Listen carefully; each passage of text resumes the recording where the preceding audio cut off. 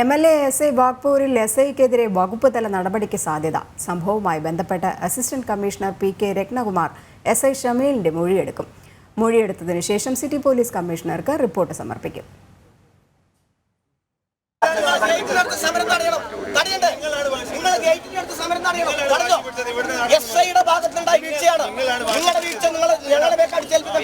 SIക്കൊപ്പം MLA Vijin, nursing association ഭാരവാഹികൾ, pink police എന്നിവരുടെ കുടിമൊഴി police രേഖപ്പെടുത്തും. എന്നാൽ MLAക്കെതിരെ യാതൊരുവിധ നടപടിയും ഇതുവരെ സ്വീകരിച്ചിട്ടില്ല. MLAയോട് അപമര്യാദയായി പെരുമാറിയതിനാണ് SIക്കെതിരെ കേസെടുത്തിരിക്കുന്നത്. കൃത്യനിർവഹണത്തിൽ വീഴ്ച വരുത്തിയതിനും കേസുണ്ട്. കളക്ടറേറ്റിനുള്ളിൽ അതിക്രമിച്ചു കയറിയ നഴ്സിംഗ് അസോസിയേഷൻ ഭാരവാഹികളടക്കം 100 പേർക്കെതിരെ കഴിഞ്ഞ ദിവസം പോലീസ് കേസെടുത്തിരുന്നു. എന്നാൽ MLAയെ ഒഴിവാക്കിയാണ് കേസെടുത്തത്. SIക്കെതിരെ രൂക്ഷ വിമർശനവുമായി EP ജയരാജൻ അടക്കമുള്ള നേതാക്കൾ രംഗത്തെത്തിയിരുന്നു.